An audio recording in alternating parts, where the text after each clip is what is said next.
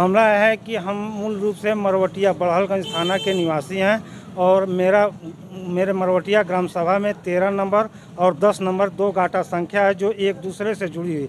मेरे बगल में 15 नंबर रमेश यादव पुत्र राम किशुन यादव का है जो 7-8 साल से अपने घर का निर्माण कर रहे हैं, जबकि धीरे धीरे हम लोग घर पे नहीं थे, बाहर थे।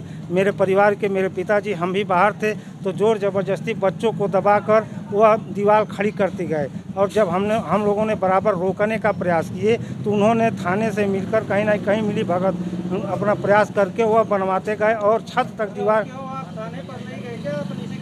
अपनी शिकायत लेकर हम थाने पर गए। SHO साहब को हमने प्रार्थना पत्र भी थाने पर दे रखा है, तो उन्होंने कहा कि SDM साहब से आप लिखवा कर ले आइए तो हम आपको आदेश निर्माण रोकने के लिए दे देंगे।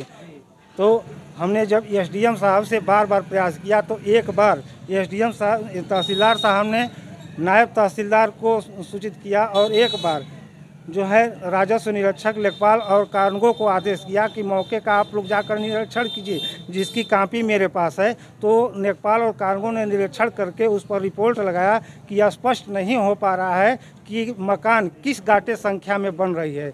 तो हमने कहा कि स्पष्ट नहीं हो पा रहा है SDM साहब से, तो स्पष्ट आप करवा दीजिए कि किस गाटे संख्या में बन रहा है। अगर 15 गाटे रमेश के गाटे में बन रहा है तो मैं रोकने नहीं जाऊंगा। अगर मेरे 10 नंबर गाटे में बन रहा है तो उस पर आप रोकने का SHO को अधिकार दीजिए, लिखित दीजिए। उस पर दीवानी में मुकदमा चल रहा है क्या? 13 नंबर पर दीवानी पर स्टे चल रहा है और दीवानी भी दाखिल है। 13 नंबर पर स्टे है जी।